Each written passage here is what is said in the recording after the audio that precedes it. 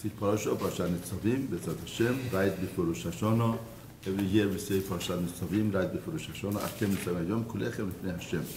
We're standing in front of Hashem. We're talking Muslim of Rosh Hashanah in this week Parasha. Now the Parasha starts, Atem Nessavim Hayom Kulechem Lifnei Hashem Lekechem, Rashechem, Sheptechem, Zetlechem, Shotechem, Kodesh Yisrael. You Nessavim. Nessavim means you are standing, you have a stand. Now, why does it say Atem Omdim? Usually for standing, we say Omdim, but it says Nitzavim. That's a question that the Farshim have.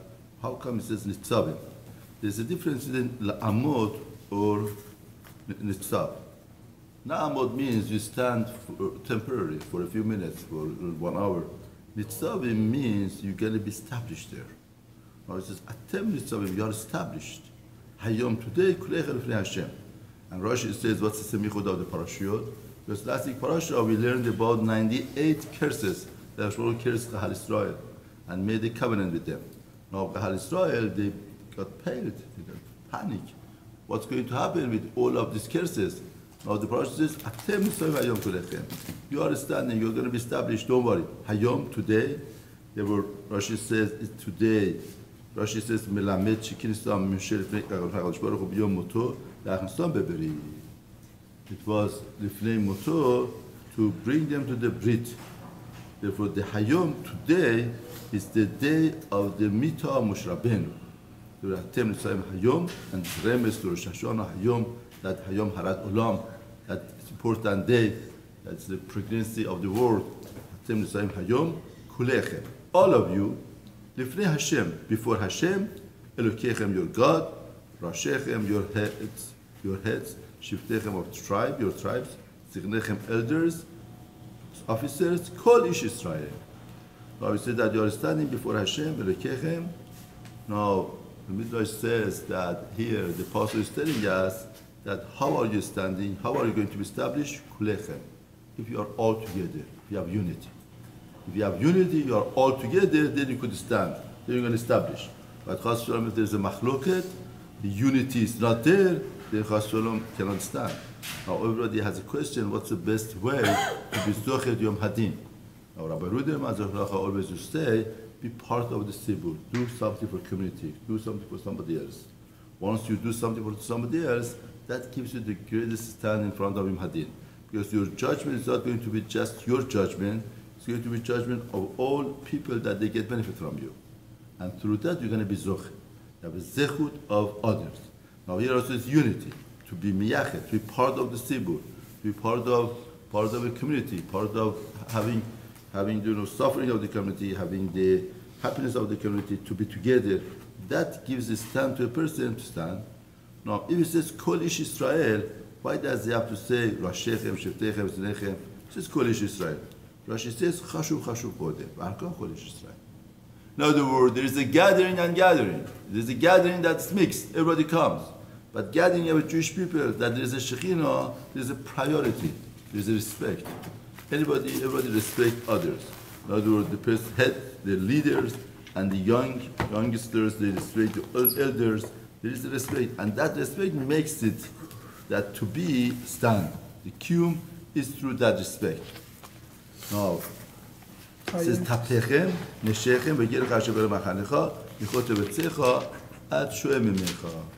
And your children, your women, V'gircha, converted Jews, that's V'gircha Machanecha, Mechot Vetzecha, from the chopper of your wood, Ad Shoem Mimecha, at the one of your, the drawer of your water, the one that draws the water. So it's very interesting that once he includes everybody, that's what's Mechote Vetzecha and Shoem Mimecha. Now Rashi says Mechote Vetzecha, Melamed Shebo Kinaanim Lehityaya B'Yemei Moshe Gider Shebo Givonim B'Yemei Yeshua. V'zeu ha'amur b'Givonim v'ya'asu gam hema be'orma v'atam Moshe Chote Etzem Yeshua b'Mayim. These are Givonim that time Moshe Rabbeinu they came to be converted, but Moshe Rabbeinu realized that they are Givonim, and he put them to be chopper wooders or to draw water. That is the. So interesting also, there is the insight here. Chote Vetzecha is somebody chop woods to ignite the fire. Shoem Mimecha is somebody draws water and turns off the fire. Interesting, two different opposing jobs. Now, when you are standing in front of the HaKadosh Baruch Hu, people could have opposing jobs. It doesn't matter. As long as each person is doing it for Kavod of Hashem. Somebody ignites fire to make matzah, to bake bread. No, fire is good. Somebody else turns off the fire. It's good. Fire that damages. But each person has to know that HaKadosh Baruch Hu has different talent for different people to different things.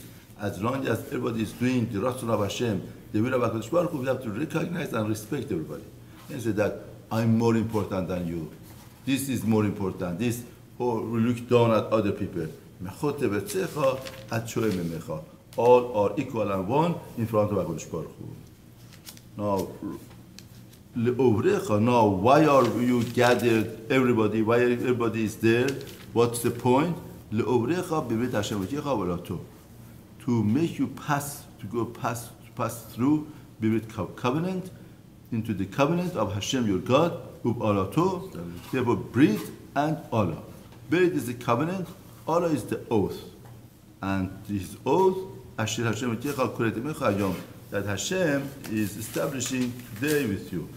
It's interesting that for Berit we say Ovrecha, covenant. To make a covenant in English we say make. In Hebrew we say Ovrecha. Now Rashi says, why do we say Ovrecha? Yod over beberit. We're talking about Shekim Lavricha over berit. Lavricha beberit. Derecha varakecha yokorte beritot. Usin mechitza mikan ve'ovrim benatayim.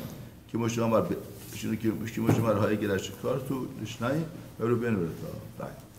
In other words, Rashi says, why by covenant we use the word of over. Over means passing through, pass, over, la'avor. Now Rashi says, because that was the minhaj when they wanted to make a covenant. They put the mechitza here and the mechitza there, and they went through. Here also, HaKadosh Baruch Hu is going to make a covenant, Ovrecha. Now, the Mepharshim say, why do you put mechitza here and there and you go through? Because the mechitza is a symbolic of limitations. When you make a covenant with somebody, you're going to make some type of limitation in yourself. But hopefully, these limitations are good, because it's going to lead you for something higher and bigger. Therefore, whenever that you make a relationship with husband and wife, you make a mechitza because there are limitations on you. You can't just be a free man beforehand. Now you have a covenant. You have a relationship with somebody. That relationship is going to limit you. But these limitations are good. That makes you to improve. That gives you better stand in life. Here also, we're going to come a covenant with HaKadosh Baruch Hu. Now, why do we have to make a covenant with Hashem? We made our Sinai. Hashem say that Har Sinai was broken by Egel. The ones who was broken by Egel, now Hashem makes a new covenant. Now there is a big difference between that covenant and this covenant. That covenant didn't have it alot, it didn't have it curses. But this one has curses inside, 98. We learned about last week that there are 98 curses, and why 98? Because we said that in Bechukotai 49, here is 98 because there are 50 Sha'arei Bina, the gates of understanding. Now, one gate was not given to Adam. Every Kilala is not just taking revenge, it's upgrading somebody in the level of understanding. In other words, the curse, in other words, Yisurim, it diminishes the goof, the body. Therefore, the Neshama comes higher and higher. And you understand more and more. There was 49, and why is it double, 98? Because right now, this covenant also has another element into it. And that element is achrayut, guarantor. Everybody becomes a guarantor for somebody else. Israelim, Arabim, Zelazeh. All of us, we are responsible for each other. Therefore, the curses are 98 to tell you that's not only yours, it's you and somebody else together. And HaKadosh Baruch Hu, therefore, this new covenant is different. This new covenant is with the curses. Now, why? Why did HaKadosh Baruch Hu make it with curses? Now, Rashi says something very important philosophy in Torah. Rashi says, "Leman haqim otcha hayom le'am, v'hu yelecha Elohim, k'asheti belach yashish ba'alavetecha alavetecha nosav yavo." I'm making this covenant for you that you should know Leman haqim otcha, in order to establish you today for himself as a nation. V'hu yelecha Elohim, and he should be your God. Now, what's yelecha Elohim? We say in Selichot, Hashem hu ha'elokim, Hashem hu ha'elokim. What does it mean, Hashem hu ha'elokim, Hashem hu ha'elokim? But Hashem is God, Hashem is God. No. They say that, where does that come from? That come from Levychaim, time of Levychaim, that Palestine, they were worshipping idols. And the Navi told them, what do you want to do? You want the idols? Go after idols. But Hashem, what's going on with you? So okay, they accepted that they're going to bring a korban. They're going to bring a korban for Avodah Zarah, and the other goes to korban for Hashem, and whoever the korban would be accepted, they're going to be accepted. Now they got 2 sheep from the place, and one of the sheep for Avodah Zarah, one for Hashem. The sheep for Avodah Zarah, they would not do anything. And the Hanavi told him, why aren't you moving? We want to do Kiddush Hashem. He tells the Hanavi, we were 2 sheep in a place together. From childhood, right? You raised up together. Now how come? You should go for Hashem or should go for Avodah Zarah? That's all right. You should go for Avodah Zarah. And the Hanavi told him that's unbelievable. He told him that, it doesn't matter. You're going to have the same reward as the other one. Because you make Kiddush Hashem also. He says, I don't want, but if you tell me, you give me over. That's why the Navi says, Vayimsor. Elianavi gave over that sheep to them, that they should bring as a korban. He gave it over, because he didn't want to go. And finally he goes, and the korban, they get somebody to go and beneath, and to put the fire, to make the Mizbeach of the Avodah Zarah to burn, and the snake comes and killed him. And finally, they come to Eliyahu, and Eliyahu comes and brings the korban. Then they say, Hashem hu ha'elokim, Hashem hu ha'elokim. That was the point that they said after that the korban was brought. Now, what does mean Hashem hu ha'elokim? Now, they believed in HaKadosh Baruch Hu. Hashem means Yod Kevavke, the one who created the world. Of course, they believed in that. But they felt that since we are sinners, since HaKadosh Baruch Hu split out the Malchut, and the Malchut is not, right? Malchut of David was split up, and they said that Hashem is not in the direct shaykhut with us. We need something to be between us and HaKadosh Baruch Hu. We need something. That Elokim. And that when the Korban, Eliyahu brought the Korban, it says Hashem hu ha'elokim, Hashem hu ha'elokim. See, there is one sin in the Jewish history should not be repeated, and that's sin of Egel. But that was repeated. How could he convince people to do Egel? He convinced them that he told them that at the time Moshe was not good. Because at the time we had Moshe Rabbeinu, we had Dari Shaykhut HaKadosh Baruch Hu, we didn't need something in between. But now that the Malchut got split up, we need. Somebody came to me and told me that, Rabbi, what do you think? You think that, the tefillot that we do nowadays, it goes to HaKadosh Baruch Hu? He said, I 100% believe in tefillot. But tefillot at the time of Beit HaMikdash, at the time that they had Yerushalayim, at the time there was a Kedusha, Tahara. Now we are in the Midbar Hami, in the land of Tuma. What our tefillot goes to HaKadosh Baruch Hu, Hashem would listen to our tefillot in the midst of Tuma of Los Angeles, here, there. Right? That's exactly what is being said in the Pesukim. Those days also they believed HaKadosh Baruch Hu would not listen to us. We need something in between, because we are so far away from Hashem. Now we should know that's asur to think like that, and no matter what the matter and situation is, Hashem doesn't want anything to be between him and HaKadosh Baruch Hu. The person he has a straight line with Hashem, and he talks directly to HaKadosh Baruch Hu. Therefore, we don't need anything. Therefore, Hashem hu ha'elokim, Hashem hu ha'elokim. That we say in the Sericha, we say that Yod Kevavke, that created the world, he's supervising the world. It's not something he doesn't give over to agent or somebody to be in between. That here also says, in order to establish you as a nation, and he should be your God, just like he spoke to you and he swore to your fathers, Avraham, Yaakov. They were here. Now Rashi says, now why should that be with the 98 curses? Good. You want to establish them as a nation, establish like you did by Har Sinai without any curses. Why do you need curses? Rashi says, Rashi,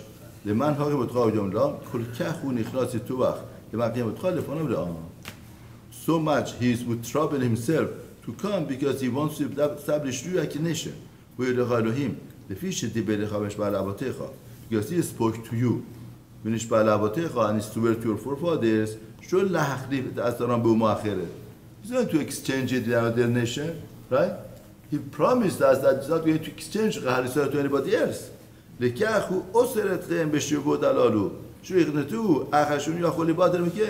Therefore, he ties you up with all of this kilalot and swear, Shilui taqnetehu, in order that you should not bother him. You should not annoy him. Because he cannot get separated from you. Very interesting point. Rashi is saying that since HaKadosh Baruch Hu promised to Klal Yisrael that he cannot exchange them, he cannot do anything to them, therefore Klal Yisrael would take advantage of the occasion. They could do whatever that they want. That's the same person, Lus Mishneh, that HaKadosh Baruch Hu says that the ones is like that, I tie you up with all of these curses that you should know that you cannot go astray. You have to be online. Right? If it was possible to change the nation, Hashem would say, okay, let's change them. But therefore, all of the pshat of this kilalot is that our relationship with HaKadosh Baruch Hu cannot be broken. We have a relationship with Hashem, we cannot say it's without any condition. It's conditional, but cannot be broken. Now, what does that mean? If they misbehave, what's going to happen? It's not going to be broken, but they're going to be getting curses and curses till they do teshuvah. Now, because Klal Yisrael, they heard 98 curses, except 49. They turn pale and they say they can panic and say, who could stand in front of them? Moshe tried to appease them. You are standing today. You did a lot of terrible things that Hashem didn't do anything to you. Hashem, we got to be standing.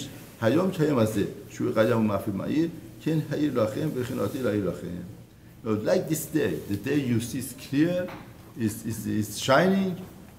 They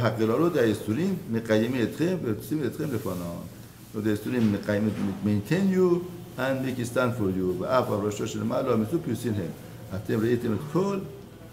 אתם נמצאים לפני ישראל יוצאים פרנס לפרנס, משה ליהושע, ובכך עשו אותו המצבה כדי לזרזון, וכן עשו יהושע, וכן שמואל, amen. In other words, another Rashi says that אתם Nessavim, because from one leader we're going to go to another leader, we make a stand to be mechazek everybody to give. From Moshe, they're going to go to Yehoshua, we are making Nessavim matzav, stand for all God's assembly, all God's together to give over from one leader to another leader. Therefore, we had 98 kilalot from the parasha of before, from Chavtet, Perek Chavtet on, by Moshe Kol is appeasing. First, he told them all of the events that happened to prepare them for the curses, and he told them what happens in 40 years of Midbar. Now, Atem Nessavim is telling them that you are standing and made the covenant. This covenant is to make them responsible and to have covenant of 98 curses. And now Moshe Rabbeinu is going to explain that every misunderstanding of this relationship that we have. First point is that who is going to be this covenant for? Is it only those people that they were at that time, or for everybody, or for Mashiach? For when? Not only with you, I make this covenant with Allah Azot's oath. Some people say, Hashem made the covenant with those people, let those people keep it. He never talked to me, I never dealt with Hashem, so what does Hashem want from them? That's Pashut Islamic answer. But made the covenant with whoever that is with Poimanu, with us, Umet Hayom, standing today, Lifnei Hashem Rekenu, in front of Hashem, with Hashem Repoimanu Hayom, and whoever is not with us today. No, Rashi says,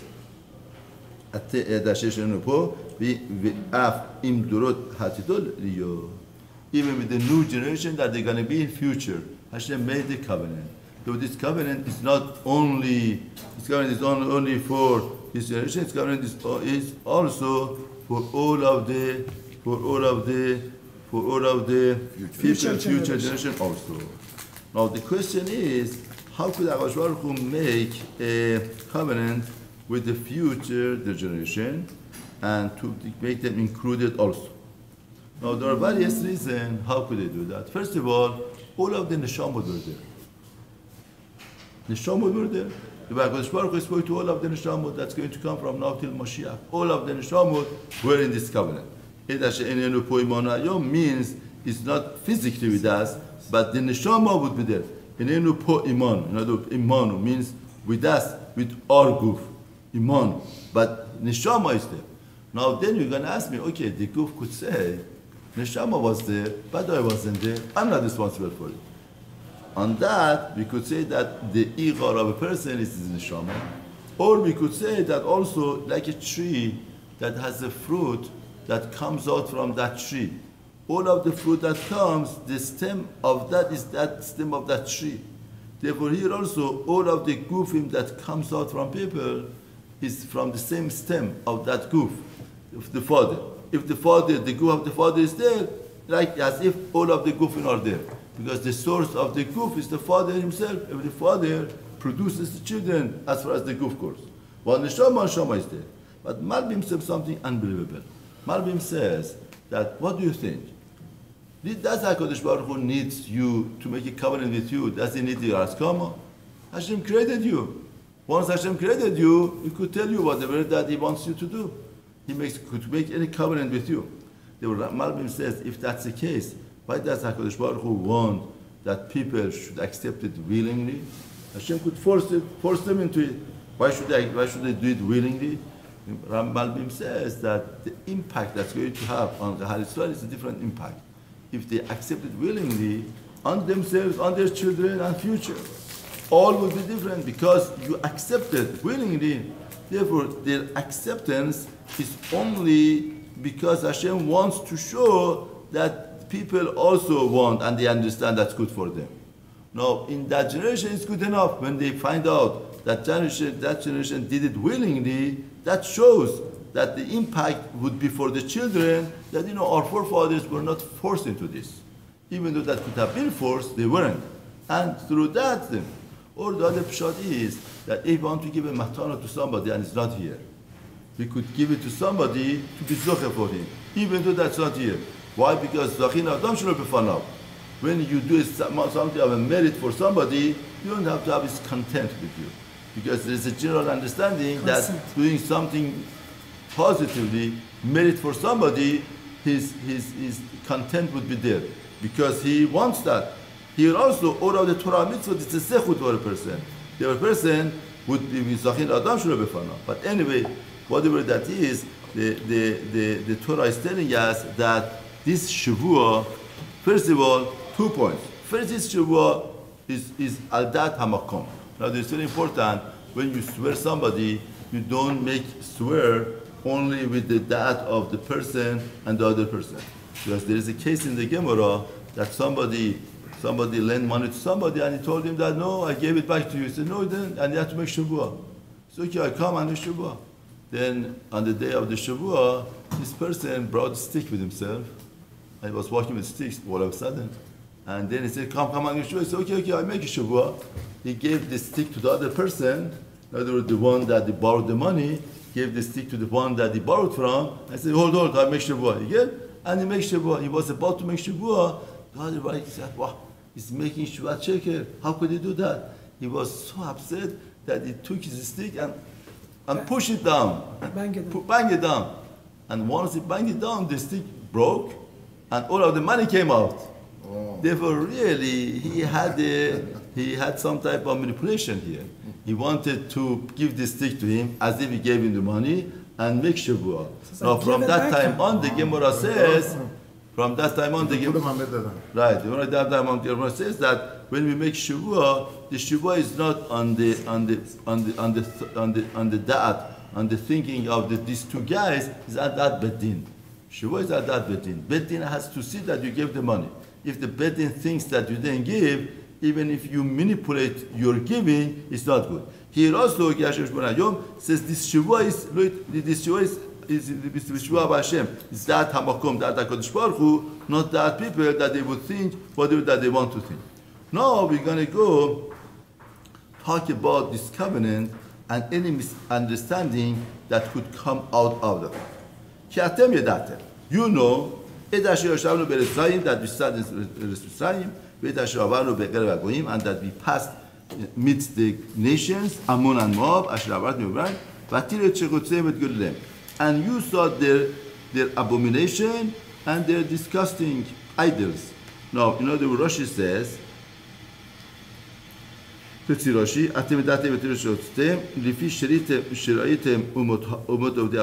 because you saw the Umot of the Avodah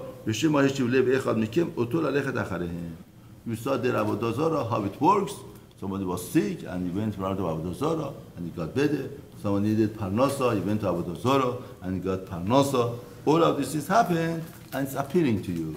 Now Torah says in Parashat Re'eh that HaKadosh Baruch Hu gives power to this Avodah Zarah because Hashem wants to test you to see whether really you believe in Hashem or not. Now once you saw that, it's appealing to you. You want to go after that. עץ ואבן, אותן של עצים ושל אבנים, ראיתם בגלוי, לפי שאין עובדי אברהם יראים שמא יגנבו.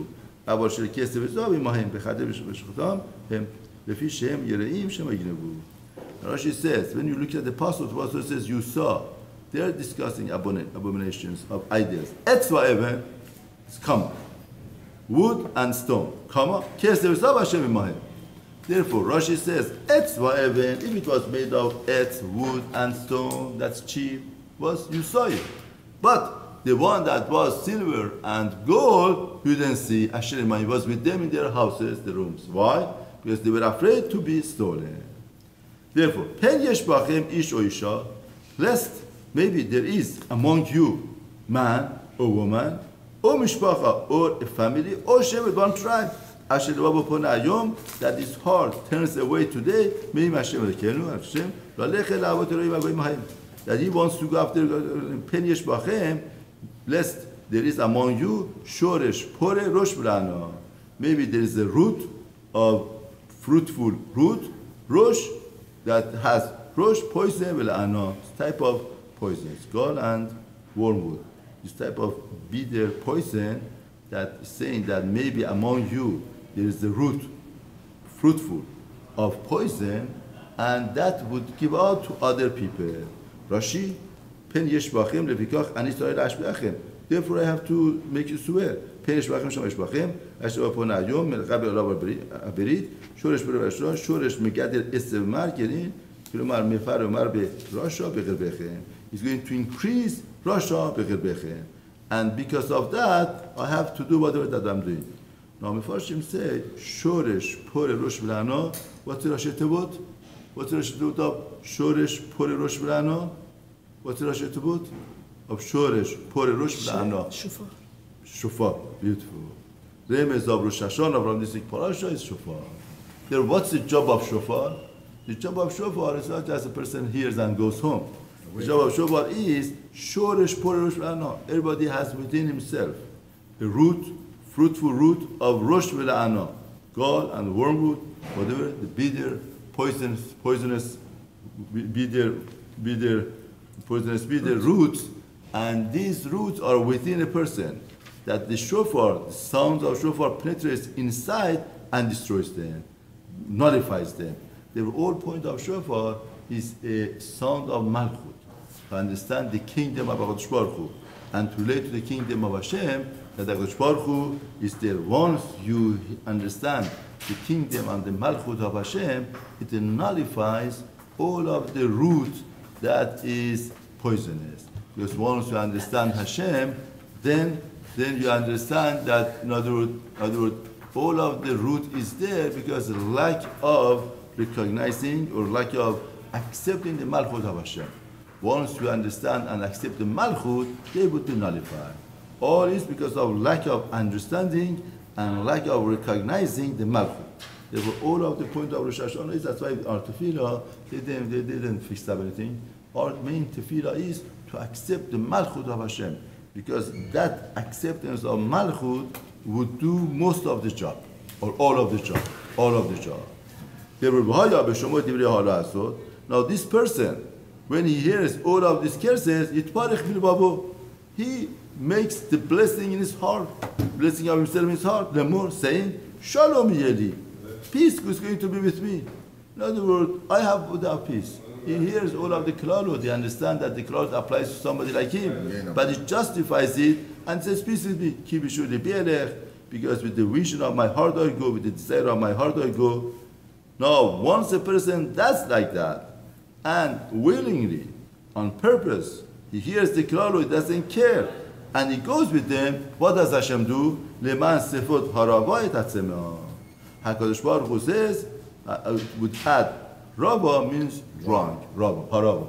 Harava means somebody drunk, somebody that is drunk enough, and he is satisfied, content. Sema means thirsty. So we have two types of avera. One type of avera is that the person does it with Rava. In other words, he's drunk, like she says, that's drunk like a shikor, like if somebody's drunk, and he doesn't realize. One avera is thirst, the person with food intention. Now, Hashem is saying that usually I have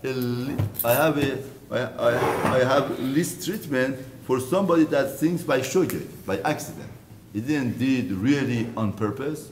But Hashem says that if you do that, you don't care, and you say that with the desire of my heart I go and there would be peace, nothing would happen to me, and you don't care and you nullify all of the things that Hashem says what I do, once you do that, I don't care either. I add your sin that are accidental with the sin of purposeful sin, and would add them together. I would give punish for all of them, measure by measure. Since you don't care, and willingly you went after your heart, and you say, oh, peace would be with me. Qalbet pak bashe. What else is, I don't know, what do you need all of these things?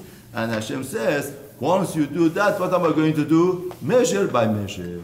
I'm going to add your sin that you did accidentally to the sin purpose. You didn't care, I don't care. Measure by measure.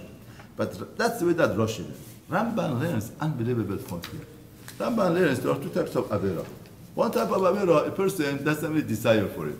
Let's say drinking blood, having blood. Nobody has any desire for blood. There are some avera that the person has desire for it, and there's a thirst for it. Now, Ramban says, when a person like that, he doesn't care for klalo, and he goes after the desire of his heart, and he goes after his taiva, for those averot that is semah, he has a thirst for it. Once he started up, he wants more and more and more. And he does those averot that has a taste for it. And eventually, he will be driven even to the averot, to the sins that he doesn't have a thirst for it. Nothing. He's rubber body. Therefore, from those averot, the person would be pulled over to averot that the person doesn't have any desire for it. That's the point. That what happens to that person is that he would add to do averot that the person doesn't have any desire for it on the averot that has desire, but started with those averot that has desire a little bit and would pull over. Therefore, and it's averot that's disgusting, and you wouldn't think that the person would go after this averot. Once somebody tells his friend that I saw something on the internet, come, I want to share with you. He told him that, no, I don't want to see. He said, no, come and see. It's very interesting, whatever. And he saw, and he told him, he said that he was sick for a month to see whatever that he saw. You see that this is Ramban. Ramban says, Leman sefot haravai tatzemah. Person does hurt, sins, that has desire, and he opens up that area, that window, and becomes greater and greater, and from that he would be pulled over to the sin that is disgusting. Nothing. It's disgusting for a regular person, but for a sinner, becomes full of taiva and desire. Now, what are we talking about? We are talking about the covenant of HaKadosh Baruch Hu with Israel. Now, we are clearing out all of the misunderstanding. Misunderstanding number one. If somebody would come, person, or woman, or family, or a tribe, and say, do you know, all of the covenant was with collective Kahal Israel. With all Kahal Israel. As long as most Kahal Israel are doing Torah and Mitzvot, me, as a person, one person doesn't matter. One person doesn't matter. One person, not everybody. As long as Baruch Hashem, there are enough people that keep Torah and Mitzvot. Let them keep, and I'm happy with them. But I don't like it. I don't want it. I don't want it. Men, ish or isha, mishpacha or shevet. I want to be meshachrer myself. I want to make myself free of charge. I don't want. Hashem says, no, that doesn't work. Now, why does that important? It's very interesting. On Rosh Hashanah, the din is not collective, all of the nation. The din is on each person. Now, Mefarshim say why the din is on each person, and there is a light, right? There is a light on each person they shed the light on each person to investigate about him. Why? Because they say, imagine you want to make rice, you don't count every piece of rice. But if you have gem, or you have jewel, or pearl, you count each one of them. Because each one of them has its own cheshivut. Each one of them has its own importance. Each one of them has a very unique job for itself.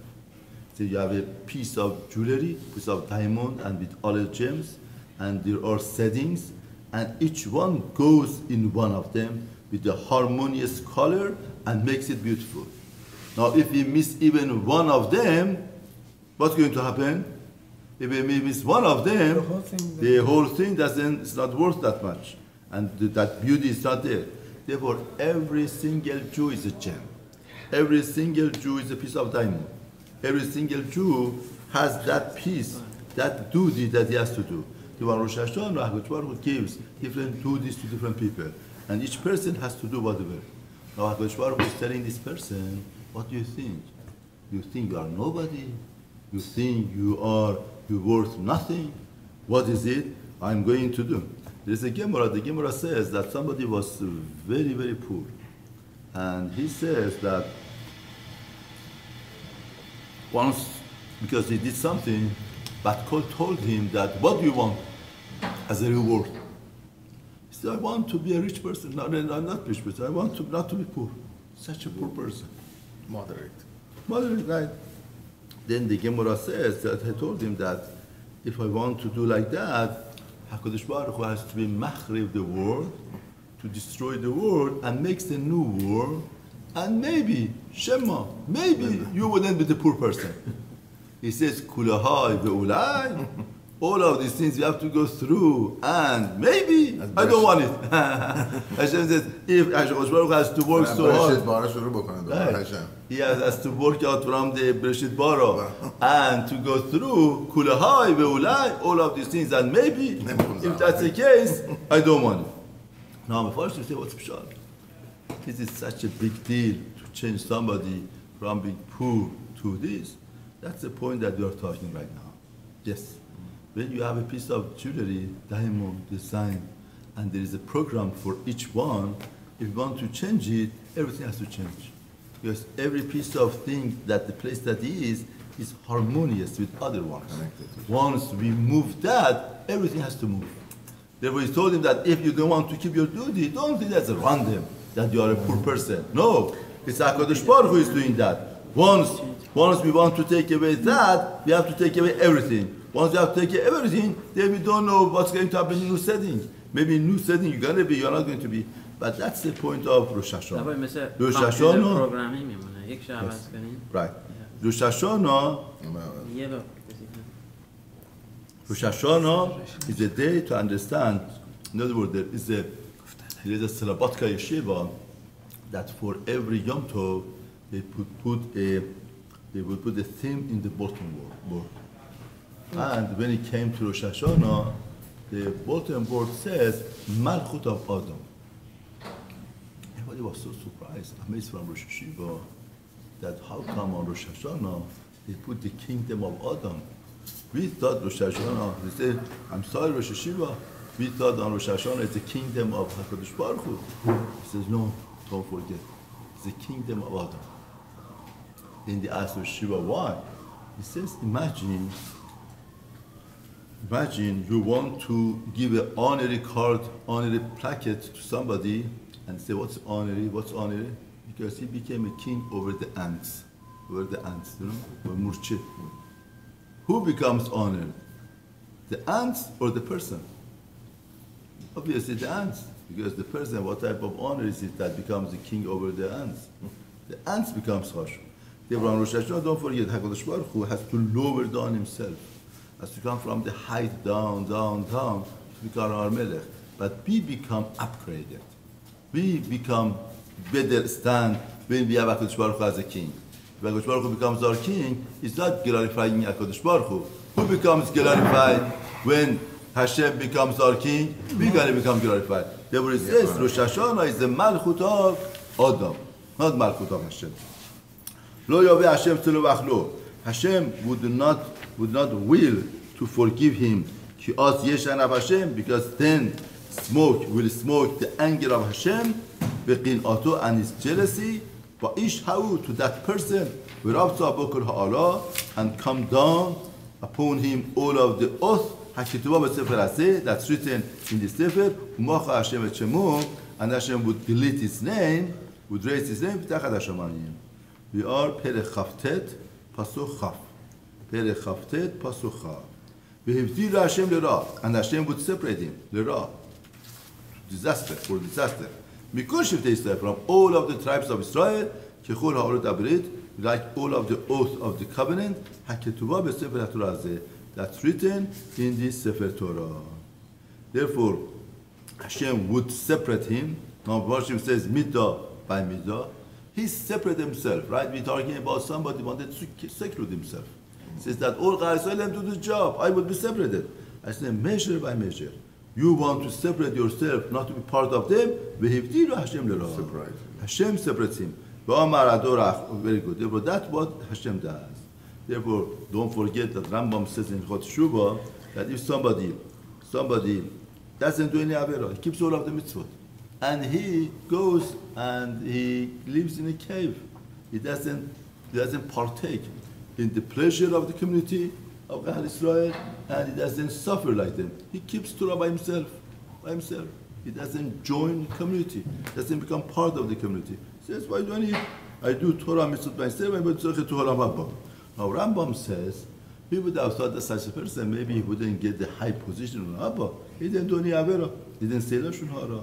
He didn't do anything wrong. Integrity in business fully. Everything. He ate matzah. He put on tefillin. Everything. And he goes to Abba, surprising enough, he doesn't have portion from Abba. Unbelievable point in Rambam. Why shouldn't he have portion from Abba? What happens to all of the mitzvah that he did? He ate matzah, he put on tefillin, he did everything. How come he doesn't have portion from Abba? Hashem say he doesn't have portion from Abba because he didn't join the Sibur. Now the Olam Abba is joining HaKadosh Baruch Hu. If somebody wants to join Hashem, he has to join the community, he has to join people. If he joins people, then he can't join Hashem. But if separately, by himself, he wants to keep all of the mitzvot and to join HaKadosh Baruch Hu and skip over Kahal Israel, it doesn't happen. Unbelievable. All of the mitzvot is as a part of joining Kahal Israel, to be part of them. Now, if a person stays by himself, Hashem to Ra, and all of the curses comes to him. And the generation, the followers, later, they're going to say, the children that they rise after you. And the foreigner that comes from the faraway land. In other words, you know that Hashem made the covenant. But those that they don't know that Hashem made the covenant, they see the plagues of this land and all of the illnesses that Hashem afflicted to this nation. Sulfur and salt, burning all of the land. Burning is the worst punishment. Why? Because lo tisara would not be sown, lo tasbiyah would not sprout, lo yale ba kol esef, there is no growth, there is no even grass. Ki mahpechat Sodom v'Amorah adma b'tzvayim, like the turning over upheaval of Sodom v'Amorah adma b'tzvayim, the cities asher hafach Hashem, that Hashem overturned with his anger, b'hamato his wrath. Now, why Sodom v'Amorah got burned? Because getting burned, the Gemara in Baba Kama says, there are 4 types of mazikin that could damage. There is fire, there is ger, and there is a horn, there is shem, teeth. Each one of them damages in its own turn. But fire is worse in a way. Now, Sodom v'Amorah got fire because fire doesn't remain anything. It turns to ashes. And ashes cannot grow anything. Dirt could grow, could come something. Ashes, nothing happens. The HaKadosh Baruch Hu is saying that somebody who goes to the level of Sodom He wants to be just by himself. Sheli, sheli, v'shilachem, shilachem. Somebody wants to be like that. He wants to be maftir himself. He doesn't want to be part of it. Because the only way of growth is to be part of the others. If you just are selfish and self-centered, you just see yourself, there's no growth, there's no hope for you. They were just like by Sodom. It turned to ashes. Because ashes, nothing grows. This person that is maftir himself from Gahar Israel, he feels shalom yeli. I go by myself, everything by myself is okay, it's fine. Therefore, it turns like to Sodom and becomes the consequence of Sodom. That's why Chachamim say, the Gemara says that between Ish and Isha, there is the Yud and He. If you take away Yud and Ke, it becomes Ish and Ish. Fire and fire, they burn each other. Now, why from Arbab and Nezikin, fire, ashes? Because fire burns right away and turns to ashes. Now imagine somebody sitting in his office, somebody goes to him and tells him that last night your wife came, the rabbi goes to him, last night your wife came and talked to me, she's, very, it's terrible. Your relationship is terrible, it's going down and down, it's divorce. And he listens and he says, okay, next week I'm going to do something about it. Now imagine you tell somebody sitting in his office that your house is in fire. What would he do? He jumps, he runs. Next week. He's not next week. Jumps and he runs. How they want to give us insight that Shalom Bayit is like a fire. You don't play with it. Even a small thing, you take care of it. Because small sparks gets bigger and bigger and bigger, and when you open your eyes, you see that becomes ashes. Once it becomes ashes, also to return it back, it's very hard. They were the same thing here. And they're going to say, all of the nations, they're going to say, why does Hashem do that to you? Why the flaring anger as great as this? Why? What? You're going to tell me that they're over Avodah Zarah? Everybody's over Avodah Zarah. You want to tell me that they're Ganavim? Everybody's Ganavim. If you want to tell me, everybody has wisdom. Listen to the answer. Listen to the answer.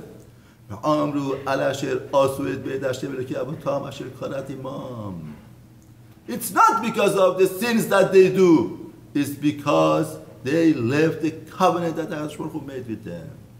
It's a husband and wife. They make a covenant. No, one does something, the other one says, oh, what's such a big deal? It's not so important. What is it? Why is it bothering you so much? Do you know why it bothers?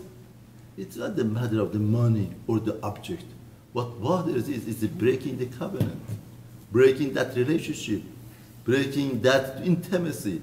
That intimate relationship was broken. It's not because of $10, $20, $5,000. It's not a matter of money. It's not a matter of gifts. It's not a matter of the act, the object. A lot of times men come and say, what is it? Why such a big deal? I buy another gift. Why I do that? It's not a question of that. I mean, Torah says clearly. All are amazed. All of the goyim, in other words, the children that they come after, and the goyim. Why are they amazed? Because they don't know about the covenant. They see the consequence physically. What's happening there? Okay, everybody's doing that. Everybody's doing that. But the answer is that Hashem, they make covenant with other people. There is a relationship here. We cannot break the relationship. We cannot make when he took out Avraham, they went and they worshipped other gods. Therefore, everybody went. But they had the relationship. They broke the relationship. Not that they went after the God. They broke the relationship. They bowed down to them. The gods that they don't know. Now Rashi says, in other words, sometimes somebody has a trap, falls into a trap, but sometimes a person creates a trap for himself. No, somebody got into a trap, good, but somebody makes a trap for himself, it's much worse. All over the Torah says, you go after it until you don't know. What's the point?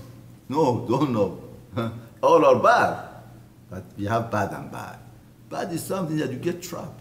The sin that the person gets trapped. What about the person doesn't have any Yetzir Hara or nothing? But he creates that for himself. Lo yadaum. If there was something that you were exposed to Goyim and that's a trap, that's one thing. But if nothing is there, You create it for yourself. You make it for yourself. This is the greater breaking of the covenant. Because you did it with your own hands. It's not something that fall in on your lap. You did it. Lo yedahum v'lo chalak lahem. And Hashem didn't portion you. Rashi? Now, what does v'lo chalak lahem means? V'lo chalak lahem lo natram le'echlakam. HaKadosh Baruch Hu didn't give these to be their portion because to worship them. In other words, the goyim, in other words, HaKadosh Baruch Hu manhig with the agents, with the malachim, this and that. Okay, if they have a chelek that the chelek is agent, even them they shouldn't worship the agents. No, you have to come to me when you daven and you do services. But you, that I didn't make any agent between me and yourself. You have a relationship together, hadad, right? To be together, now you make it. In other words, we have, like the Gemara says, they have a maid and wife. When you have a wife, you can't have agent between you and your wife. If you have a maid, you could have agent. Somebody who could supervise, do whatever that does. That husband and wife is issued. Issued, nobody could be agent. What? Somebody else could go to be with her. No, it can't be done. Tell her I love you. Therefore, it has to be done through you yourself. And Hashem got angry. Anger of Hashem rose up to bring upon all of the curses. And Hashem would uproot them from their lands. With anger, chema, wrath, ketzef, gadol. Wow. There are three terminologies. Anger, wrath, and ketzef, gadol, great. I think that one is one of af and chema, one is outside, af is outside, chema is inside. They were, in other words, showing the anger from outside the person, chema inside, ketzef, gadol, wrath. Great, that shows, or in other words, it shows the majesty, greatness of the anger. Hashem threw them away to Eretz Acheret. Unbelievable chesed of Hashem. In other words, what did Hashem do with Sodom and Amorah? Hashem by Sodom and Amorah destroyed the land and destroyed the nation. He didn't want that the nation to be there. But by Israel, Jewish people, Hashem, what does Hashem do? By Jewish people, what does Hashem do? Hashem destroys the land. But He makes them exile from the place that they are. We are Perek Chavtet, Parashat Nessavim, Perek Chavtet, Pasuk Chavzayin. Therefore He throws them away to other right. Therefore He doesn't kill the people, He makes the people to go to God or to exile. Now Vayashtichem, the Lamed of Vayashtichem is the large Lamed. The Parashim is, why is it large? The Lamed is large. Now everybody is interested in Torah when the letters are different.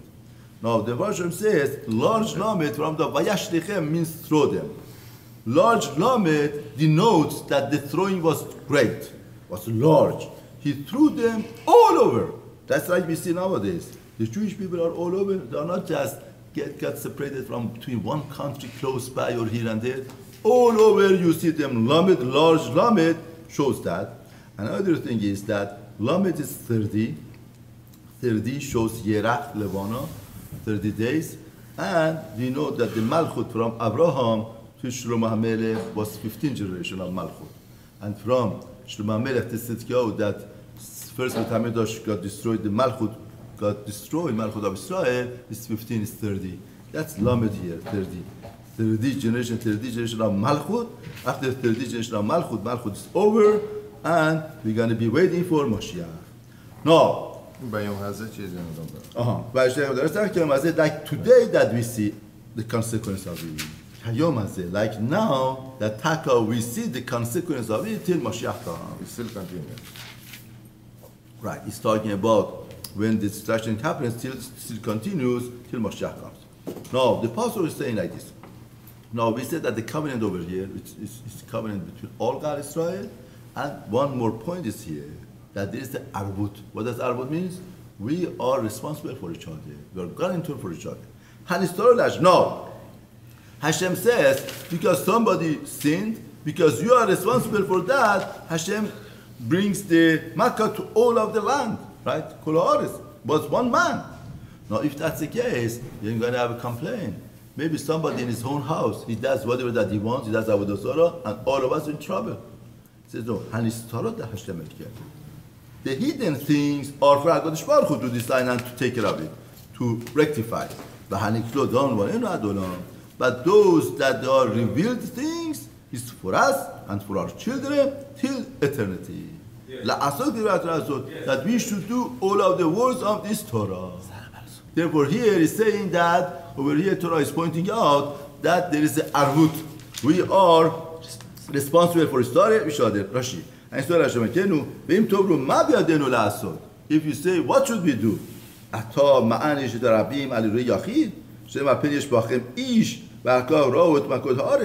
First you say there is the root of a man. You know, a man has a bad root. And then you say the plague comes for all of the land. Therefore, a land would be punished for a man. Person doesn't know what's hidden things of his friend. Doesn't know what is it to admonish him, to get him.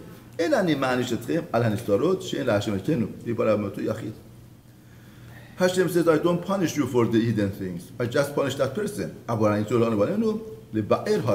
those revealed things is for us to destroy. If they don't do din, then Rabbi would be punished. Now, there are 11 nekudot alon albanenu lidrosh she'av hananekdol lo nanesh et harabim ad shavet hayarden mishichim aleim et hamishubua b'hargizim arebal v'na'asu arabim ze lo ze. See, really, we have 3 britim that HaKadosh Baruch Hu made with Klal Yisrael. One brit in Har Sinai, that's brit of Har Sinai. One brit here, where it's Moab, before passing the Jordan River.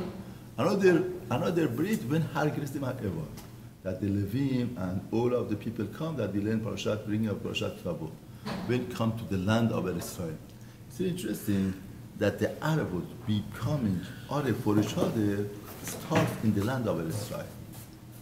Outside of Israel, there is no Arab. Even here, even though that Moshe Rabbeinu spoke to them about the Arab, but the application of that, there are 11 nekudot here. 11 nekudot means to exclude.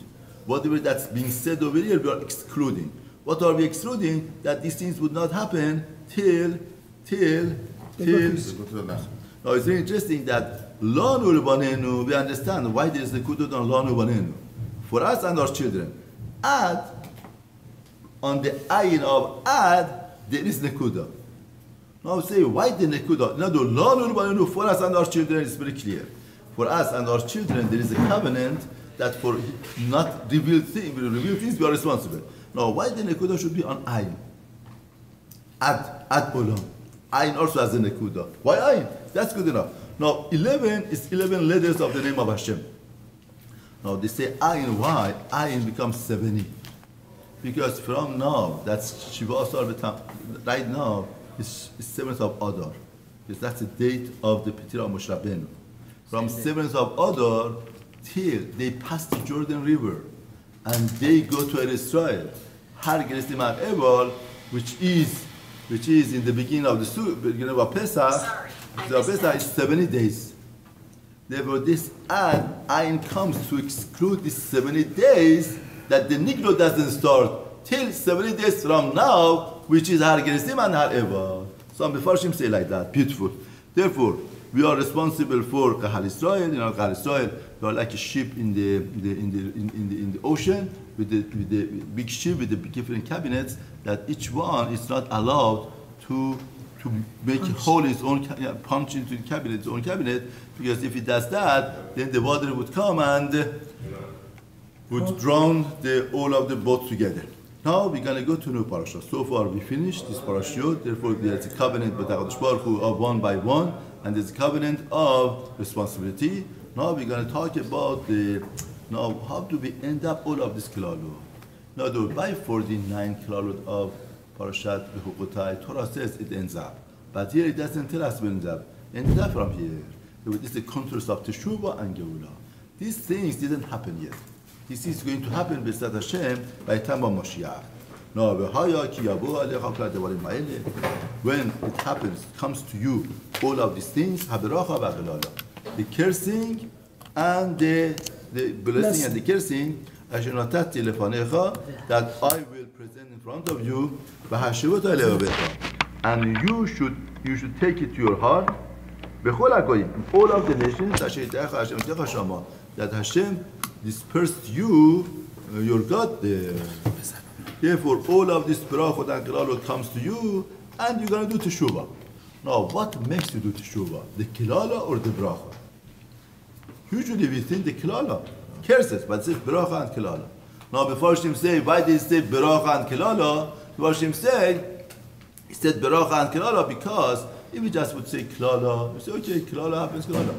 But once there is a blessing when you do the mitzvot, and there is a curse when you do that, then you realize it's HaKadosh Baruch Hu. So why it happens? If it is cursing and cursing, you don't know what's happening, why is it happening?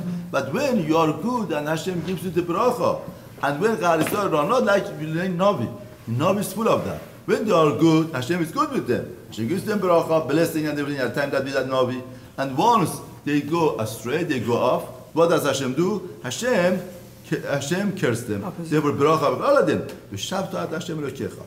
You're going to come back to Hashem your God. V'shamachta b'cholu. And you're going to say, Chol Hashem Anochim Etzavecha Hayom. What we are going to do? Ata b'anecha yu anshideh b'chol levacha k'ul ha'al k'ul amshecha.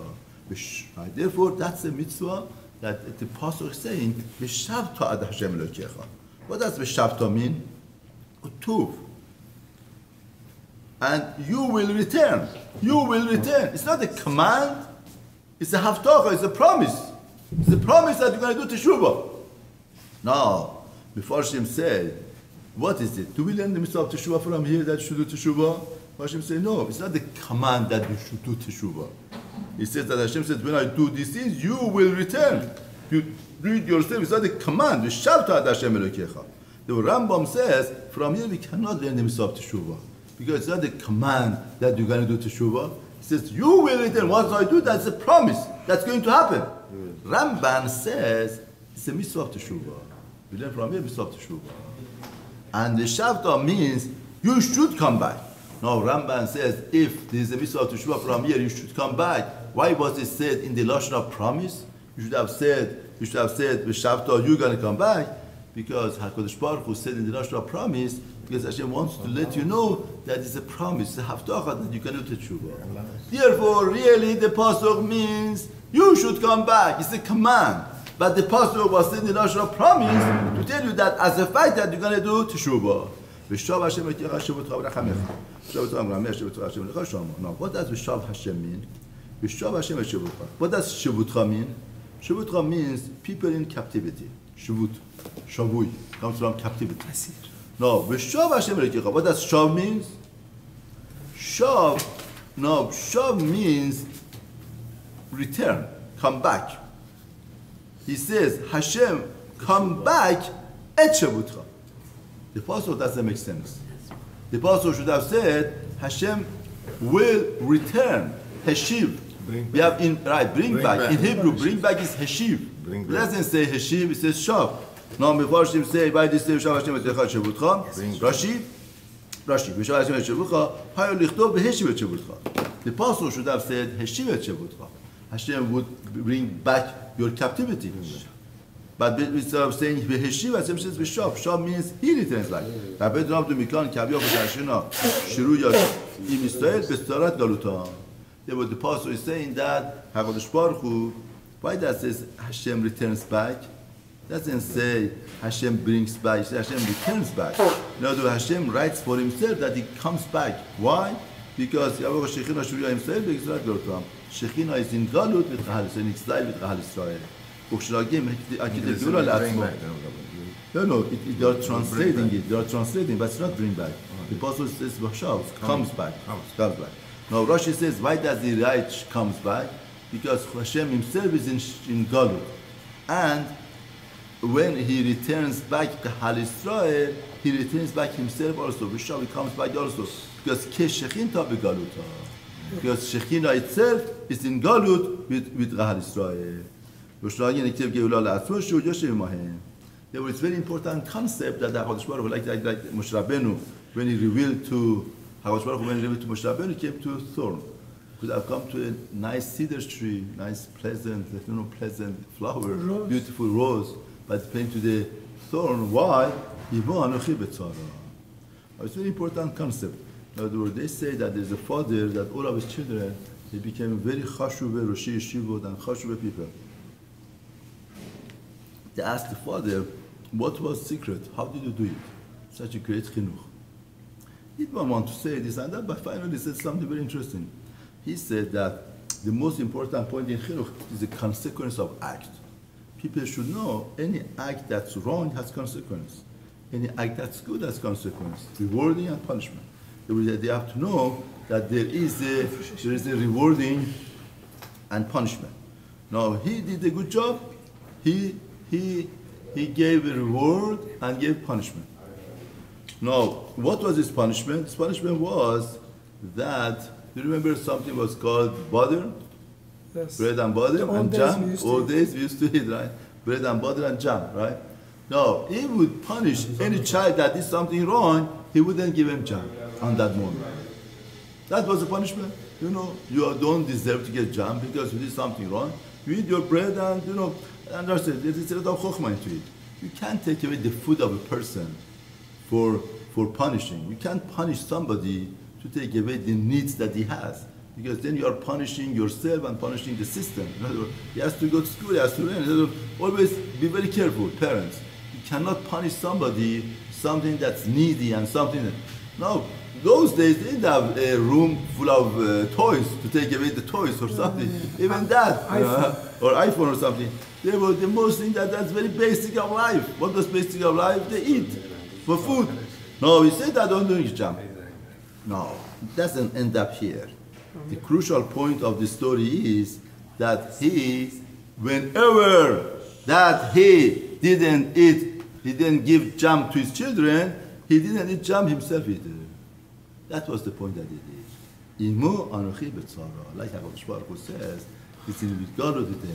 Not that you put your child in this and you laugh, oh, I have such a good time, I eat jam, look at jam, so good, and you don't have it, this and that. No, what's pshat? Pshat is, if a person acts like that, the child picks up, he's taking revenge. He's after me. He just there to punish me. But when they see even the father is suffering because of you, they understand your punishment is not just because of punishment. It's a punishment because you have to want to educate him. Because why are you punishing yourself for him? He did something wrong. You shouldn't get jam. No, I feel bad that you're not eating jam. Therefore, that makes a clear point to the child that I care for you. Here also HaKadosh Baruch Hu is saying, I care for you. What is Chumash?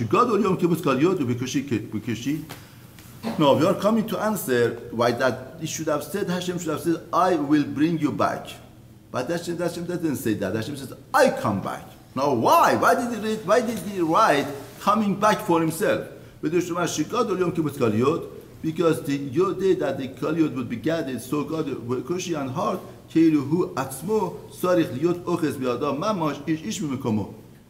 because it's such a great day that HaKadosh Baruch Hu bichvodo be'atzmo, he himself has to go and pull out people. Kinashe bar vatem telaketu le'echad echad Israel v'af b'galut sharomot matinu ken v'shavti et shavut Israel v'shavti et shavut Misraim v'shavti shavut Moav.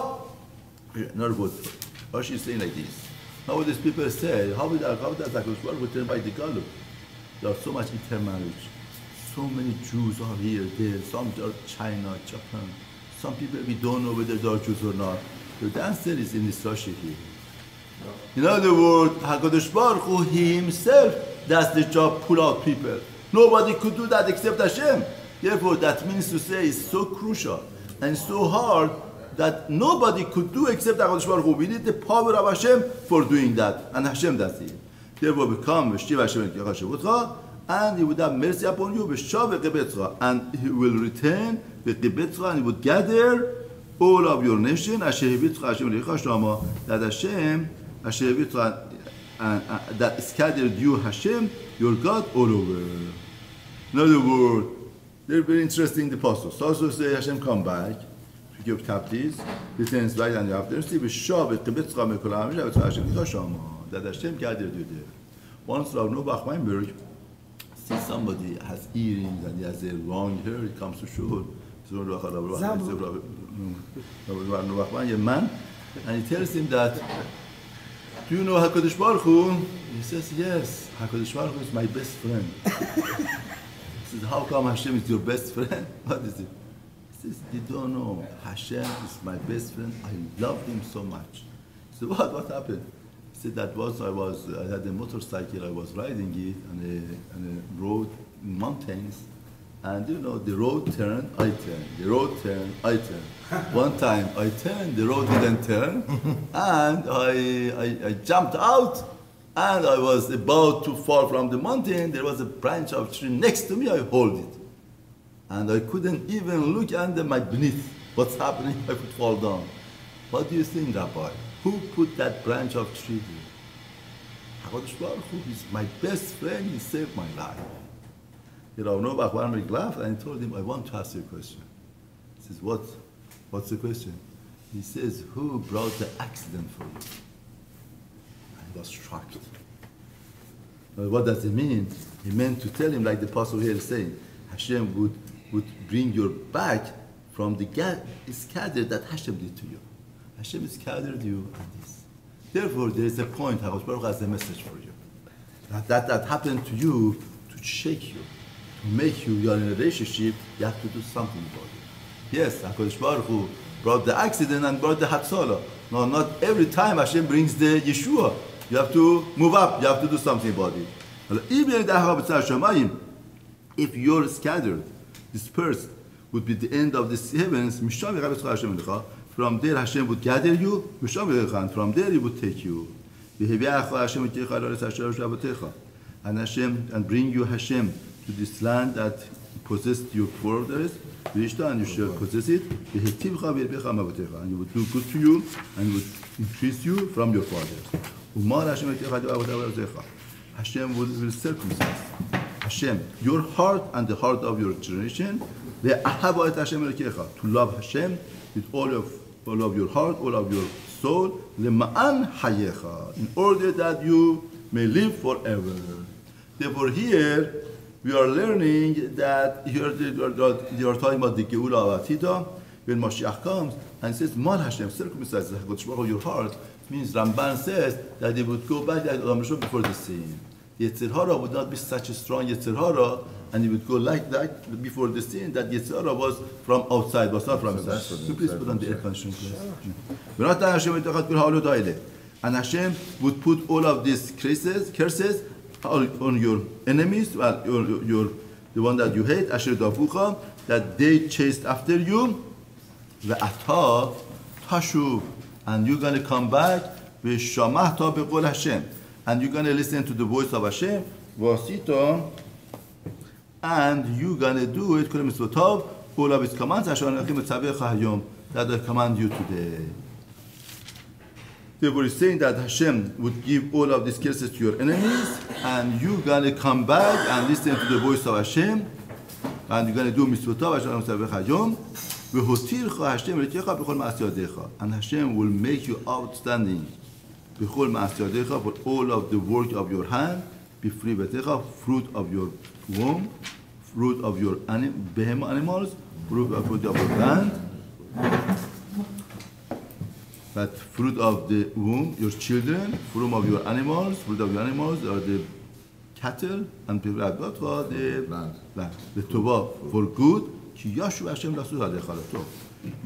Hashem returns to rejoice over you for good, just like He rejoices over your forefathers. Why? Because when you listen to the voice of Hashem, your God, to observe His commandments, and His decrees, that's written in this Sefer Torah, when you come back to Hashem, and you shall return to Hashem with all of your heart and all of your soul. Therefore, when you do that, HaKadosh Baruch Hu also would give you a bracha and blessing, and Hashem would be with you all the time. Therefore, that is this parasha is a parasha that didn't happen yet. It's parasha of Geula that's going to happen. Now, every religion has three elements to make religion a religion. One is there is a God. If there is no God, there is no religion. Atheist, that's not a religion. There is no God. Now then, what about if there is a God, but this God didn't communicate with the nation? If there's no communication, also there's no religion. Religion by definition means there is a super power, there's a God who communicates to nation and tells them what to do. Now, what about if there is a God, there's a communication, but there's no consequence? That's also it's not religion. Because religion means that that communication that we have is impact. If I do this, this is going to happen. If I do that, this is going to happen. If I could do whatever that they want, that's a meaning. That's why the Gemara says there are 10 things that are 7 things. There's a number of things that were created before the creation of the world, and one of them is Gehinnom and Gan Eden. Gan Eden is the reward. We understand that. What about Gehinnom? Why Gehinnom should be created before the creation? Because it's very essential. If there is no Gehinnom, there is no Gan Eden. All of the point of what makes Gan Eden into Gan Eden, the existence of Gehinnom. Like the priests in the time of Napoleon, the priests at that time, they used to sell Gehinnom and Gan Eden to people, right? And they would get money. That's the way. In other words, people were afraid of Gehinnom, they wanted to Gan Eden, they would buy Gan Eden. Napoleon did such a brilliant thing. He got the high priest in, and he says, everybody buys Gan Eden. I want to buy Gehinnom from you. What? Gehinnom? Nobody wants to. Why do you want Gehinnom? Gehinnom is very cheap. Why do? So it doesn't matter. I want Gehinnom. He says, okay. He says, all Gehinnom I want. And he says, okay, why not? He wants to buy. He's crazy. Crazy king. Let him do whatever that he wants. He was very surprised that Napoleon, with such a brilliant person, wants Gehinnom. Whatever. Whenever everybody becomes Meshuga in one time, right? But therefore, he sold him whatever money you want, whatever that money. He gets where he was very happy. And as soon as he bought all of the Gehinnom, he sent a letter out that tell everybody Napoleon bought the Gehinnom and he doesn't let anybody in. You don't have to buy Gan Eden. Everybody goes to Gehinnom. Therefore, nobody went and buy Gan Eden. Therefore, the Gan Eden is Gan Eden as long as there is Gehinnom. If there is no Gehinnom, therefore, you don't know Tariki, you don't know Rosh Hashanah. Right. Ki eshe bechoshech orli. Ki eshe bechoshech orli. That's possible. Ki eshe bechoshech. Since I sit down in darkness, there is a light. If there is no darkness, there is no light. Ki eshe bechoshech orli. Not ki when. Ki because. Very good. Now, the third thing is, now, the Tefillah of Musaf of Rosh Hashanah has these 3 things inside. We have Malchiyot, to say there is a Melech. HaKadosh Baruch Hu is a Melech. There is Hashem, there is the existence of HaKadosh Baruch Hu. Malchut of Hashem. Shofar is the Shofar of Matan Torah. Shofar of Matan Torah. Therefore, there's Shofar, there are 3 times, there are 3 Pesukim, 3 Pesukim. One pasuk talks about Torah, 3 Pesukim. 3 Pesukim talks about Shofar of nowadays that we blow. 3 Pesukim talks about Shofar of Mashiach. Therefore, Torah connects everything together, brings in one Zaman. Shofar of Matan Torah, Shofar that we hear now, Shofar of Mashiach. All is one voice, not 3 voices. It's one voice. Why? Because Torah puts everything in one time. And that is the material that HaKadosh Baruch Hu gives to us. 3 Pesukim of Shofarot brings out these 3 things, and all is what we are relating to HaKadosh Baruch Hu present. At that time, we hear the shofar, we connect the shofar of Matan Torah, shofar of Mashiach. We are here to connect these 2 together. Matan Torah to Mashiach. That's our job that we have. Now then, we learn about Zichronot. We are bringing 10 Pesukim, we learn about Zichronot. Zichronot means to remember. What means? Hashem doesn't forget anything. What means to remember? Remembrance of Hashem doesn't mean to forget. Remembrance of Hashem means to pay attention to do something about it. That's a judgment that we have. That's a consequence. All Tefillah of Rosh Hashanah consists of these 3 things that's being said in this parasha. There's the Malchut of Hashem. There's the communication of Torah, and there is Sechar and Mitzvot. When you come back, HaKadosh Baruch Hu gives you all of the Sechar and Mitzvot. This parasha of Teshuvah and Geula, that's ending up the Klalut. Ending up Klalut is the parasha of Teshuvah and Geula. That you're going to come back to HaKadosh Baruch Hu and you do Teshuvah, and Hashem gives you the Berachot. Now we're going to go focus on a mitzvah, that this mitzvah is underlying of all of the mitzvot of Torah. What's that? Ki ha-mitzvah, so this mitzvah. That's what I command you today. First of all, you might think it's very strange from you. It's beyond your understanding. It's not beyond your understanding. Lo rechogahi, it's not distant from you. Lo bashamayim hi, it's not in heaven. Lemor, saying, Mi yalilana shamayim ma begache halanu. Who is going to go up, shamayim, ascend to heavens and bring it for us? Vashmenu ota, and he would let us hear, and we will do it. It's not there. Now Rashi says, Lo bashamayim hi. If it was in heavens, you had to go and learn it and do it.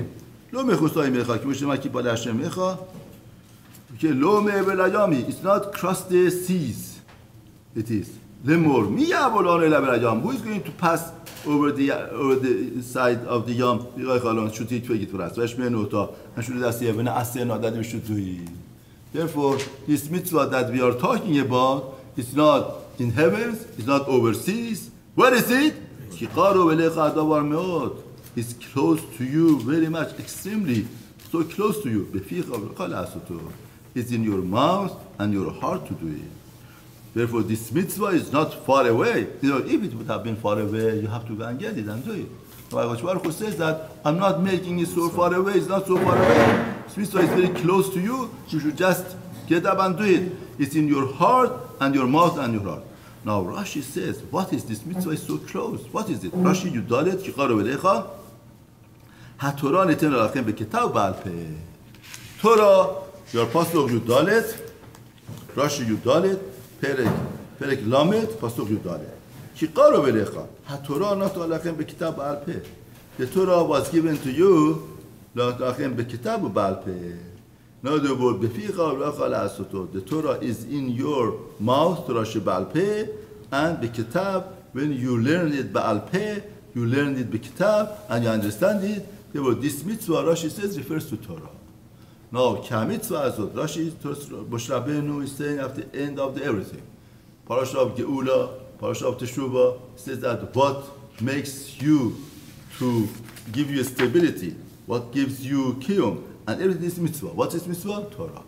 No, if you would have been overseas, you should have gone and get it. Climb mountain, you should do it. Because by Paro, you were a slave and did all of these things. For Hashem also, you should do it. But it's not like that. You don't have to do all of these things. What you have to do, it's very close to you to do it. And it's available, you could learn it and you could do it. Now, what does it mean? Nowadays we see that learning Torah is not so simple, it's not so easy. If it was easy, people would do it. And it doesn't say it's near you. It says, it's in your mouth, your heart and your mouth. Now before she say like this, imagine somebody lived in Iran till 15, 20 years, 25 years, and he lived here for 30 years, 40 years, and he goes back to Iran. Or somebody never was in Iran and he goes to Iran to visit. Imagine these two people. Somebody who never was in Iran, he goes, everything is strange for him. He has a different culture, different understanding. And these things are good for him to put in museum. He doesn't relate, doesn't connect. Somebody who lived a life in Iran, when he goes back, he sees life. Wow, this music, I grew up with this music. It makes me so happy. Oh, that place, so nice, so beautiful. We used to play there. Every tree would talk to him. Every street would talk to him. Every building, every brick talks to him. He feels his existence is there. He feels his being is there. He feels that he's going back home, sweet home, going back sweet home. Now, Torah, because every child before that he's born, all of the Torah he learned, it became part of his existence. When he exposes himself to it, he goes back to sweet home. So sweet, so lovely. The only point is that you have to expose yourself. Once you expose yourself, then you feel, wow, it's home, it's my existence, my neshama. It gives me such a huge, such a strength, such a happiness, such a joy. Now, Ramban is cholek with Rashi. Ramban learns this mitzvah is not Talmud Torah. Ramban says, if it was Talmud Torah, then he should have said, Kol ha-mitzvah ashanu kemetzavecha. He said, Kol ha-mitzvah. He says, Ki ha-mitzvah hasot ashanu kemetzavecha. Mitzvah hasot. finger pointing this mitzvah. Rambam says this mitzvah is mitzvah of teshuvah. And Moshe Rabbeinu is saying at the end of all of the klalot, all of the curses, he's saying that you want to get geula. What brings the geula? Teshuvah. You have to do teshuvah. Through teshuvah, you're going to do it. And he says that teshuvah is not so hard. It's in your mouth and your heart. Because regretting is in your heart, and with your mouth you say vidui. Vidui. You say with your mouth and now we're learning that this has a little bit problem that which comes first, regretting or vidui. Which one comes first? Regretting comes first. You have to regret first and say vidui. If you don't regret and say vidui, it doesn't work. You have to regret first. But it says beficha. First it says the mouth and then it says heart. You should have said bilvavcha. According to Rashi, it's good. Because Rashi learns when you learn Torah, when you verbalize Torah, when you take it out from your mouth, then your heart hears it. Then you sinks in. Then you understand it. But according to Rambam, beficha v'cha la'asoto. No, why did they say beficha first? Rambam says beficha means vidui, u'lecha means regret. Therefore, you should have said bilivavcha u'lecha. Therefore, no. Sometimes we have beficha and beficha. Sometimes you have a vidui that comes after regretting. That's the vidui that the person occasionally does a sin. But sometimes the person is so driven in the sin that you can't come out to say, you cannot have regretting.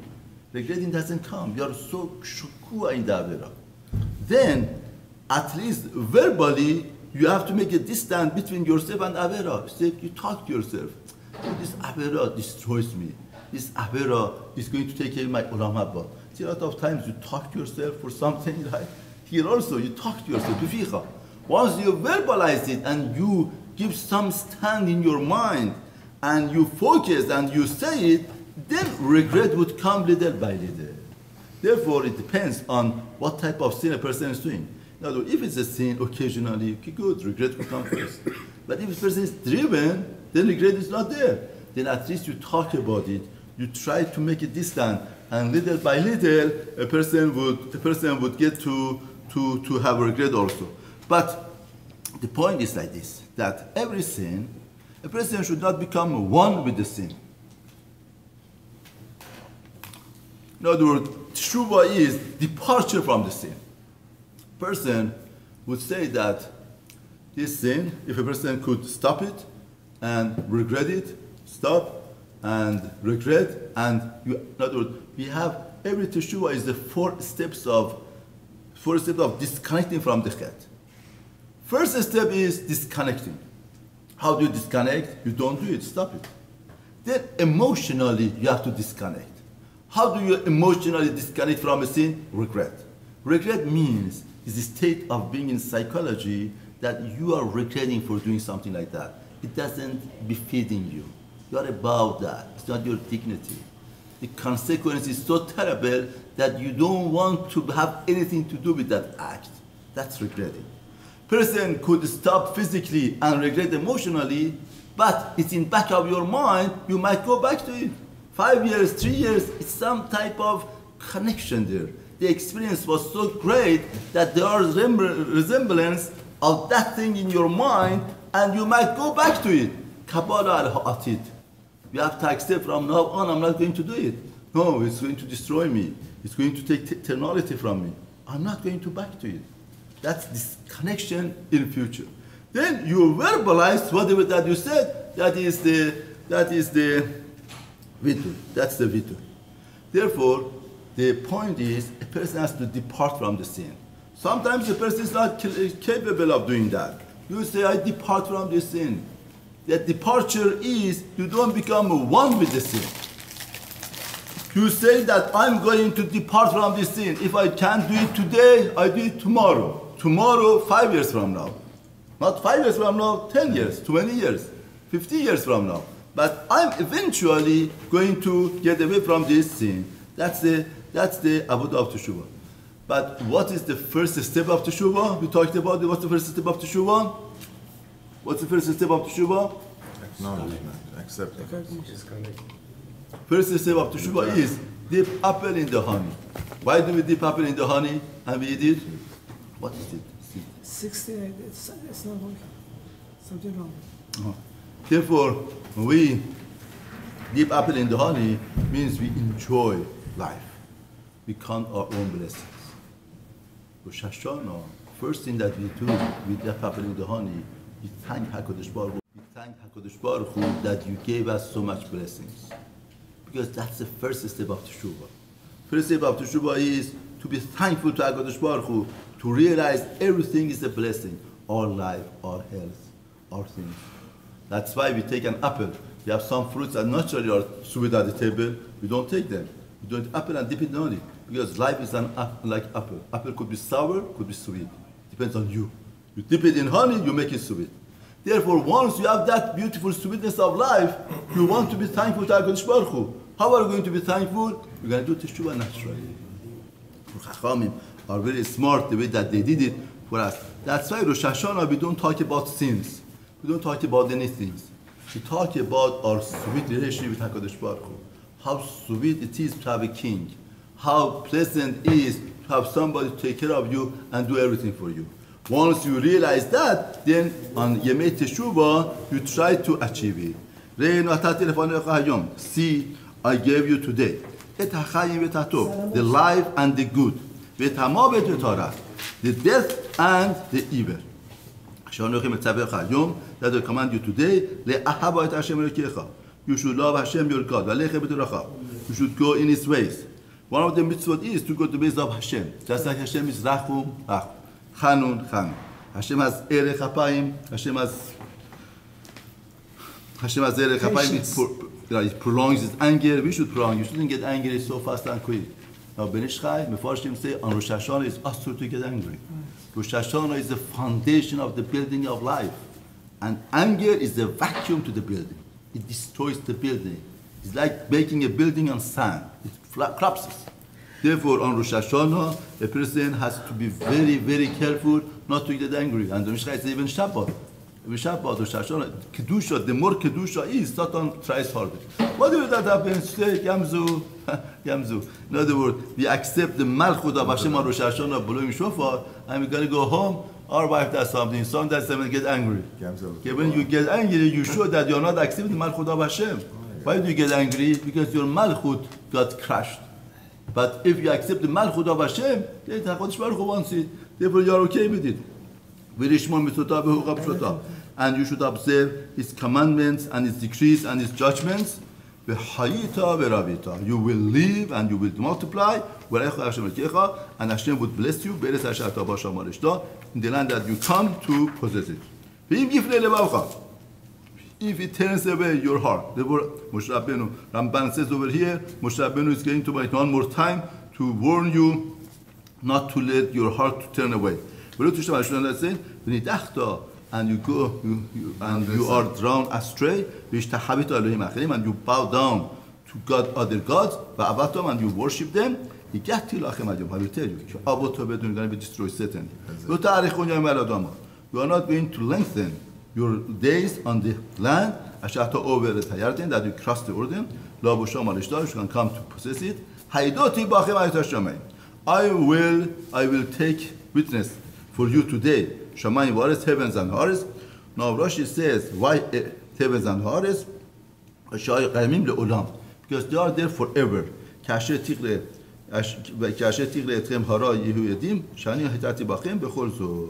When these things happens to you, they're going to be testified. Now, if we get as a testifying person, it dies. But heavens and earth would be there. Look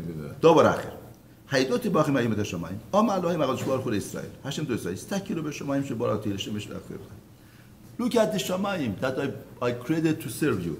Shema Shinu et Midatam. Is it possible that they changed their characteristics? Shema Lo Ala Galgal Hamma Min HaMizrach Ve'ilechul HaOlam. Is it possible that the sun would not come from the east to shine? Kinan Shema Vezorach Hashemesh U'Ba Hashemesh Istakilu Be'eretz Shenu Ve'tir Shemesh Etchem. Pay attention to the land that I created for you. Shema Shinata Midata. Does it change? Shema Zarate Mota Be'eretz. Maybe you plant something that doesn't grow. Or Shema Zarate Mechetim. Maybe you plant grain and barley comes up. No, they keep Ma'elu. Now listen to this. Ma'elu shenasu lo lesecha v'lo hefsed. These don't have bechira, don't have free choice. They are not created for reward and for punishment. Im zochin en mekabelin secha, im chotin en mekabel puranut. If they do good, they don't accept reward. And if they sin, en mekabel puranut. Lo shinu et midatam. They don't change. They just do whatever they are supposed to do. Atem, she'im zachitem teqabelu sechar. You, that if you do it, you're going to be qabel sechar. Ve'im chatatem teqabelu puranut. And if you sin, you're going to get puranut. Al-achad kama v'kama. Of course, that you have to keep the duty and do whatever that you should do. Now, what type of Kal Vachomer is that?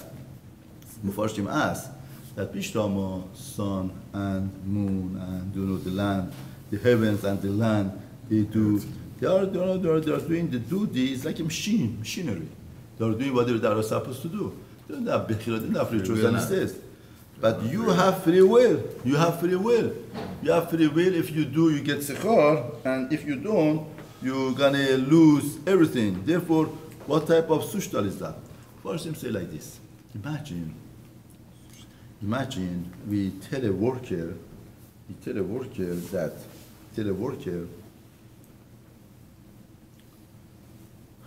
no matter what you do, we tell a worker that we are making a building here.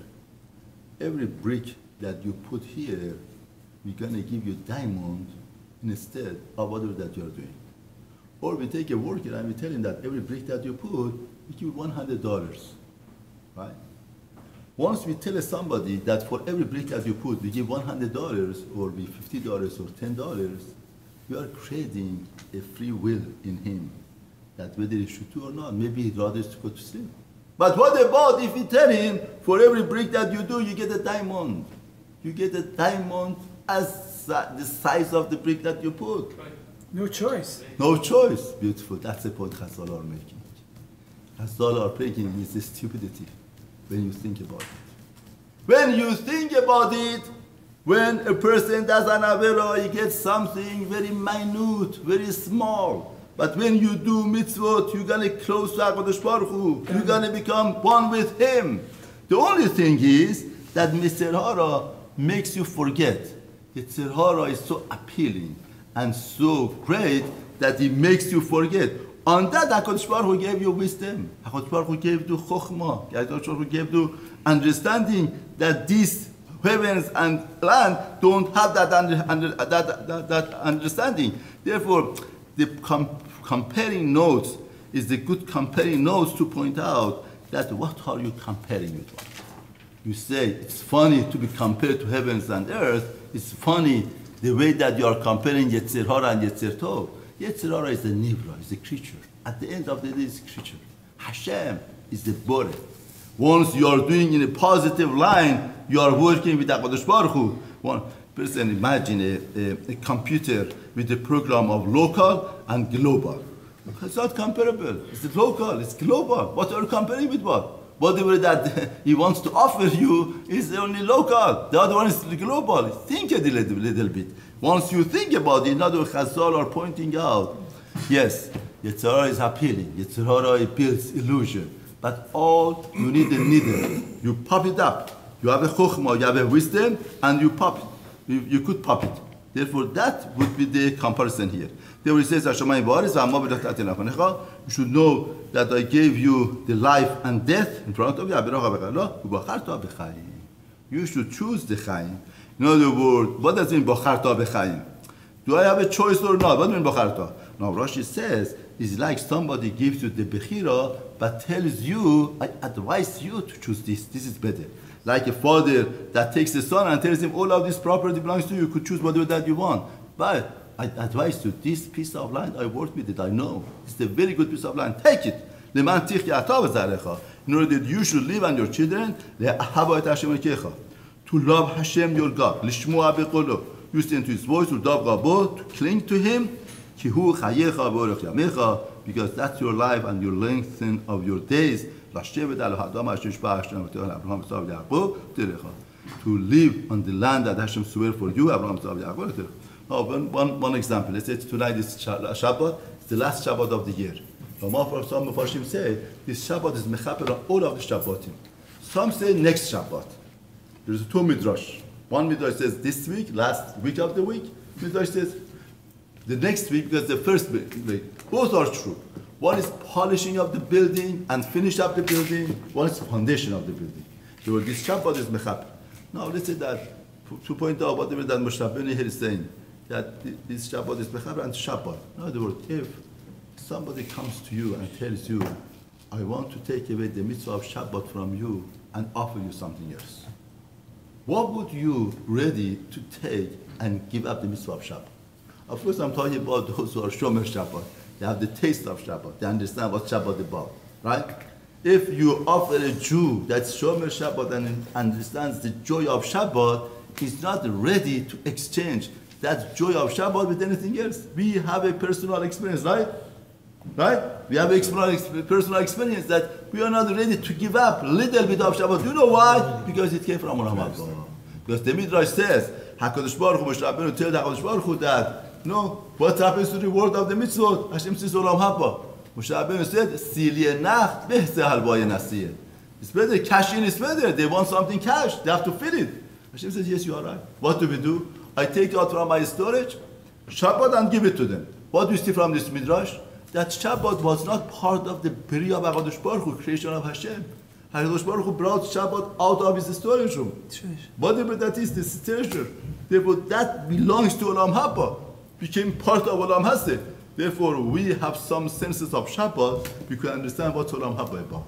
If Shabbat, that's in Olam Haba, we are not ready to exchange it with any pleasure on this world, therefore we could understand what's the pleasure of Olam Haba. That's the point that Moshe Rabbeinu is pointing to them. Loving Hashem, and Bezat Hashem should have a good year.